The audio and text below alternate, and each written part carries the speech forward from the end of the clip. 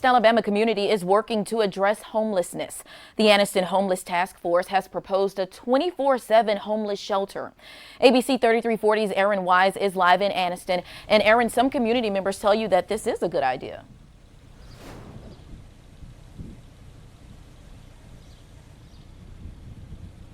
Muriel, some business owners say putting a homeless shelter in this building behind me is a step in the right direction. According to a point-in-time survey, there are 102 homeless people in Anniston. 68 of those are chronically homeless.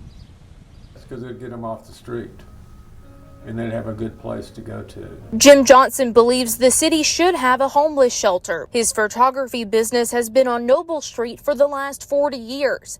He's seen the homeless population grow in that time. There was a couple of homeless guys that set up shop in the front of the old Calhoun Theater on Noble Street, and they were there for a few days until the city cleared them out. Lewis Downing owns Downing & Sons on Gurney Street. We get people that want to come in and charge their telephone or use the restroom or use our telephone. Downing doesn't think homelessness impacts his business, but he sees how it could create a negative image for the downtown area. No one likes to drive by a park and see someone sleeping on a bench for a multitude of reasons. Down the road at Zen Park, several people set up camp. It's been 3 years since Anniston had a 24/7 homeless shelter. Now there's a movement to change that. On any given night, when we have our homeless on the street, there's just really nowhere for them to go to get care. The plan is to repurpose a building near the First United Methodist Church. The shelter would include social workers as well as programs to address substance abuse and teach life skills. Jesus was at one time in his life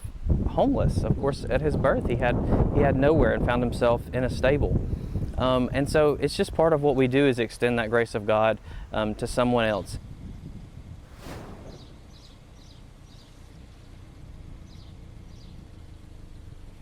The ultimate goal of this shelter would to be ensure that those who come here to get help won't become homeless again. The next step in this process is to solidify an agreement with the city. Live in Anniston, Aaron Wise, ABC 3340 News.